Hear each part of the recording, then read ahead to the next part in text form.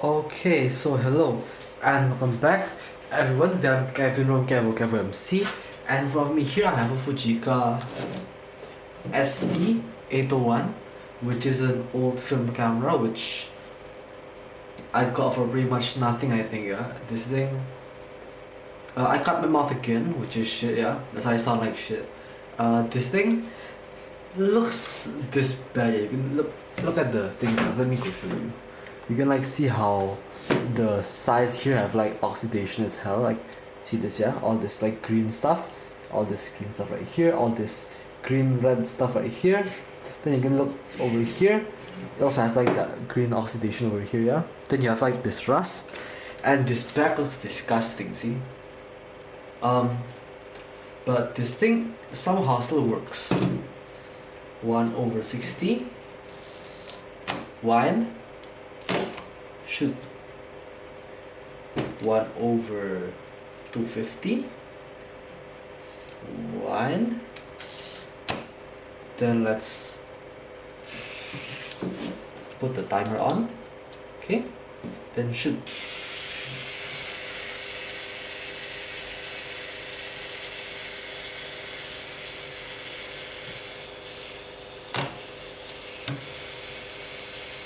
See? Nice. There's nothing left on the end of the travel over here. So everything is working quite well actually for this guy. Lens f16. See the preview, yeah, see? So the preview thing still works. This thing is an M42 mount, although it is quite odd, yeah, in the way that it has a lock. So to remove the lens, you have to like hold this lock thingy down right here and then twist. And there you find an M42 thread with a lock. This is the lens. You cannot use this guy on a normal SLR or like a normal digital mirrorless camera without cutting this little pin right here, because this thing is for the aperture metering thingy, which I do not understand at all in this guy. This is your like pin thingy over here on the lens. I got this lens with the body and they're both not in great shape, but at least they work, yeah, I'd say. So let's focus this guy a bit far away and then let's do this. Okay, nice.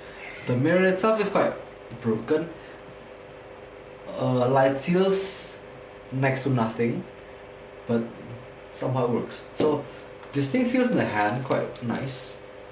A bit, let's see, this and this. I like this a bit more than the Zenith 12XS, or I mean 21XS. See, so this guy's a bit smaller than the 21XS, a bit smaller than Zenith in general, yeah. But then this thing's also a bit heavier, I think.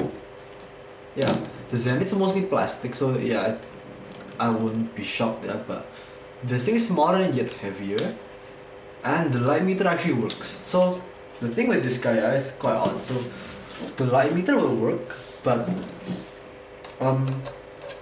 only from 1/2000th of a second to like 1/4 of a second. Any more than that, then you find yourself with like the meter always being, let's see where it goes.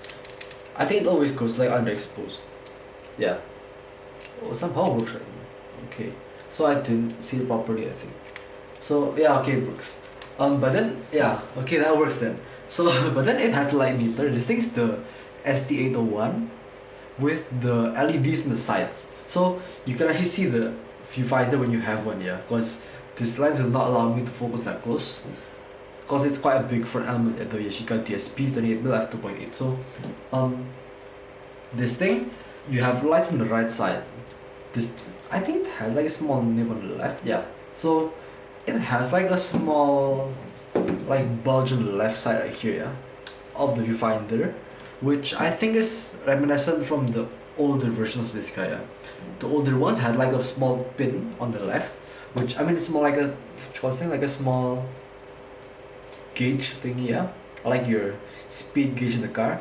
That thing will like go up and down to like tell your settings. I mean tell your metering settings, yeah, like your if your exposure is too bright or too dark. But in this guy you use like this LED system. So it says plus on the top and minus on the bottom. Then you have like this red LED thingy, like small red dot that moves up and down. If it's too bright, it's gotta be more than the center bit right there. Let's see. Yeah. And then it also has like a small triangle in the middle there. The triangle in the middle means like neutral, like zero exposure value.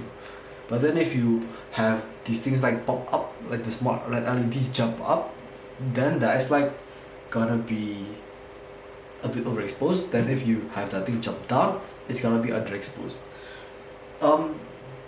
The winder on this guy is quite unique, I'd say.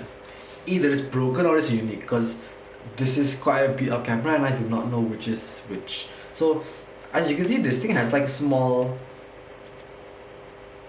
like black plastic bit right here in front of the winder metal thingy. So this thing does not have the pressure plate, that's why it's wobbling around here, but it still works. Usually on SLRs, when you push this thing fully in, it does go in, and also it locks like the shutter button, but this thing doesn't. And the way it folds fully in for this guy is that it, like this thing in its extended position looks like this, like it looks flush with this guy, but then when you push it fully in, like it snaps out like this, which is quite odd. I've never seen this happen in any camera, but when I took this guy apart, I only found one screw, which means that it probably was intentional. I'm not sure yet, but yeah, I think it is. To set your film speed, just like any other camera, just pull this thing up and then you turn it. Shutter speed, you turn this guy. Aperture like this, simple as heck. Focus like this. Focusing on this guy, you do not have a beam split. Oh yeah, you have. Okay, hey, wait. Do you have or do you not have a beam splitting thingy? Oh yeah, you do have. Okay, so you have like this two slit system. So it's like one half circle over on the top and half a circle on the bottom. Then you make those two images go together and you shoot. That's way simpler than like the ST801 XS over here, which has like the circle with no line, and you have like all of these like small Fresnel lenses thingy, and you have to like make the image go from blurry to not blurry, and you shoot. That's like something I can understand, but this thing I can understand quite easily. I could probably use this guy, but I'm not sure I would want, because this is a bit too beat up. And let's open the back.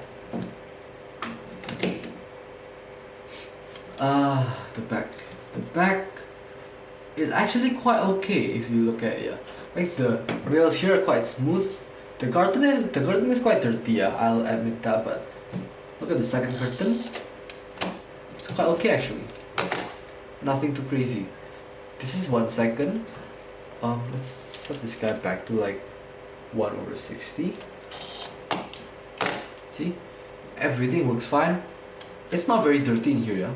I've cleaned every single thing up, but I cannot see any light seals. So either this thing does not come with light seals, which is probably impossible, yeah, or they're just so flat that I can't even see them.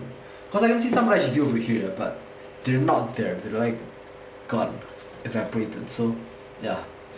And for this guy, something I've never seen in a camera before, cause I probably haven't used a lot of cameras, yeah.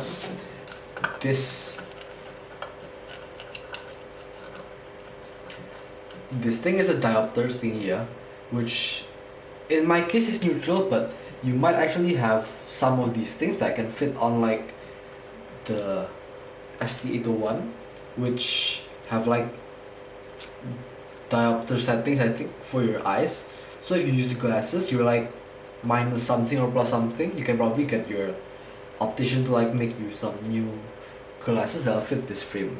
This thing, I'm not sure how you take the glass out there, so I think you do have to like make another piece when you actually wanna change out diopter settings, but at least you have the option here.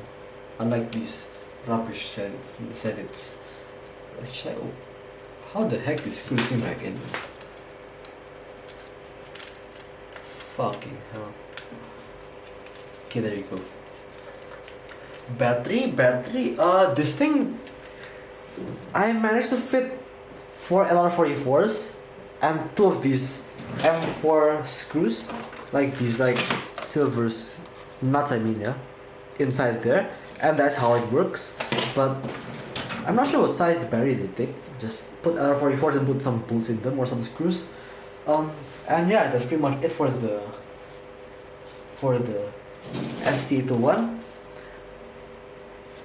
For me, I do not really like this thing because this thing does not have the traditional M42 mount, but you might want to use this guy. You have like the Fuji 51.4 or something like that, because then you have like the aperture what do you call this thing? Aperture metering thingy, which is something I do not understand. Like, you can always use aperture preview on like these M42 cameras. This thing I'm not sure it has, yeah, aperture preview, but I think on some other bodies you do have aperture preview where you can actually lock the aperture, like on the Pentax Spotmatic bodies where you can like push the thing to lock. That's quite nice. And yeah, so thank you for watching my small overview on the ST801. Mine is quite a beat up model, so yours should be better than mine. Hopefully you enjoyed the video, or at least found this thing somewhat informative, yeah, because I didn't really think that much about this video. So yeah, thank you and goodbye.